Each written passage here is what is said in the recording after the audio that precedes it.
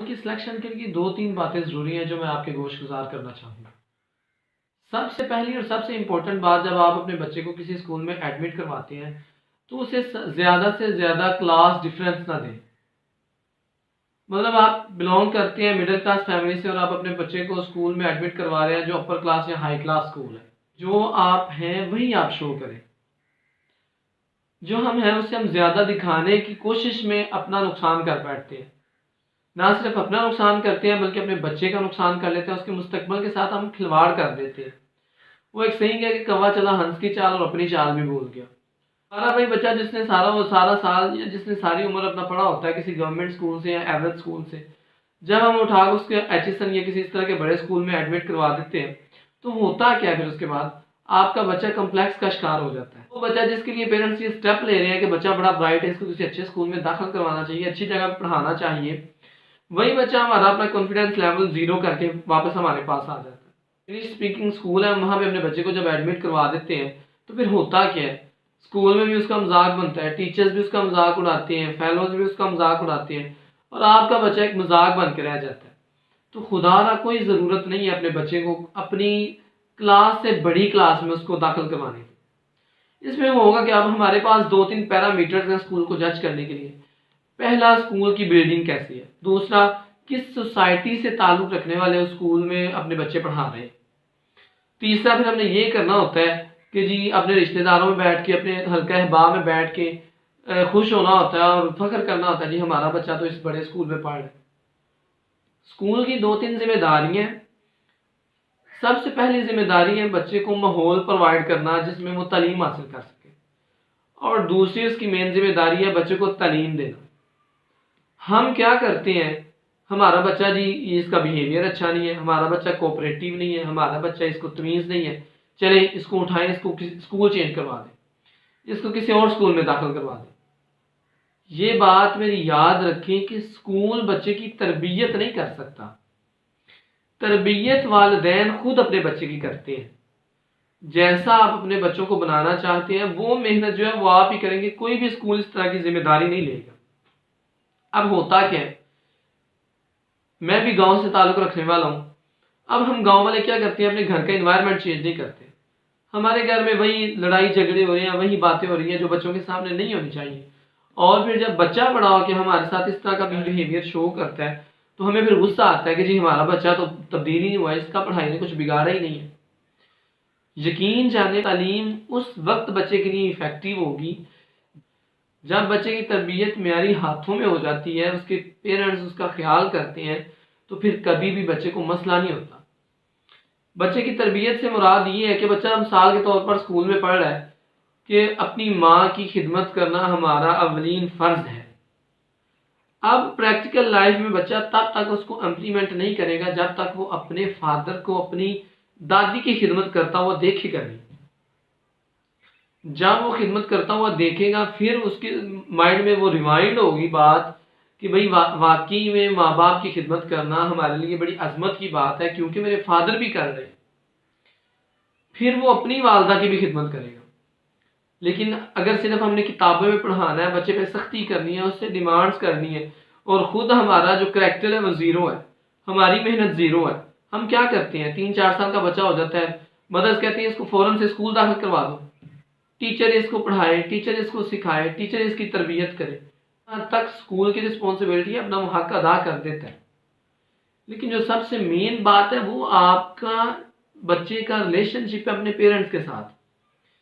ऐसा नहीं हो सकता कि माँ बाप जो होते हैं वो गंदम हो और बच्चा जो है वो चना पैदा हो जाए। ऐसा तब ही मुमकिन होगा, बच्चा आपका तब ही एक कारआमद फर्द बनेगा सोसाइटी के लिए जब आप बच्चे को उस तरह का बनाने की कोशिश करेंगे। अगर हम कोशिश ही नहीं करते तो हमारा बच्चा कभी भी आगे को नहीं जाता। हमारे घरों का इन्वायरमेंट इस कदर ख़राब है, बच्चों के मामले में हमने कभी ख्याल ही नहीं किया कि बच्चे पे कैसा असर डालेगा हमारे घर का माहौल। एक बच्चा स्कूल में 7 से 8 घंटे गुजार के जाता है, उसमें वो डिसिप्लिन का पाबंद है, वहाँ पे वो बच्चे को सिखाया जाता है कि बेटा आपने बात किस तरह करनी है, आपने बैठना कैसे है, आपने उठना कैसे है, आपने अपने हल्का अहबाब में कैसे गुजारा करना है। लेकिन वही बच्चा हमारा जब घर में वापस आ जाता है तो बच्चा डिसिप्लिन से बिल्कुल आज़ाद होता है। گھر کا ماحول تو ویسے ہی دیسی ہے، بچہ پڑھ کے آ گیا اور اسی بات پہ گھر میں ہو گیا جی ہمارا بچہ بڑا پڑھا ہے، بس اب اس کو کسی بات سے ٹوکنا نہیں ہے، کوئی اس کو کہنا نہیں ہے، کوئی بات سکھانی نہیں ہے، تو پھر وہ جو کچھ سیکھے گا وہ اپنے اسکول تک ہی محدود رکھے گا، کبھی بھی آپ کے سامنے شو نہیں کرے گا۔ آپ کے سامنے وہ بچہ شو تب کرے گا جب آپ کو بھی دیکھے گا۔ میں آپ کو اس سے بھی زیادہ آسان کر دیتا ہوں، جو باپ نمازی ہے نا، اس کا بچہ جو ہے اس کو کبھی بھی نماز کے لیے زیادہ فورس نہیں کرنا پڑے۔ 95% کیسز ایسے ہیں کہ بچہ خود نمازی ہوتا ہے، اس کو کہنے کی ضرورت نہیں پڑتی۔ جب فادر نماز پڑھنے مسجد میں جاتا ہے وہ ایک بار کہہ دے کہ چلو آؤ نماز پڑھنے چلے، اب یہ آپ کی تربیت ہے، آپ اس کو کہہ رہے ہیں کہ بیٹا آؤ نماز پڑھنے چلے۔ جس دن فادر کسی کام سے ہوگا نہیں جائے گا نماز پڑھنے، وہ بچہ آٹومیٹکلی مسجد میں پہنچ جائے گا، یا جب وہ بچہ اپنے پیروں پہ کھڑا ہو جائے گا اس کی یہ عادت اتنی پختہ ہو چکی ہوگی کہ وہ بچہ پھر کبھی بھی نماز نہیں چھوڑے گا۔ کیوں نہیں چھوڑے گا؟ کیونکہ وہ اپنے باپ کو یہ کام کرتا ہوا دیکھ چکا ہے۔ یاد رکھیں کہ سب سے زیادہ جو چیز بچے پک کرتے ہیں، اڈاپٹ کرتے ہیں، وہ اپنے ماں باپ سے اڈاپٹ کرتے ہیں۔ اگر ماں اپنے بچے کو کہہ دیتی ہے کہ یہ بھی تیری دادی امی ہیں، ان کا بھی ادب و احترام کرنا ہے، ان کا بھی خیال کرنا ہے، یہ بیٹا ہمارے پڑوسی ہیں، ان کا بھی اسی طرح کہنا ماننا ہے جس طرح میرا مانتے ہو، تو یقین جانے وہ آپ کا بچہ با ادب ہو جائے گا۔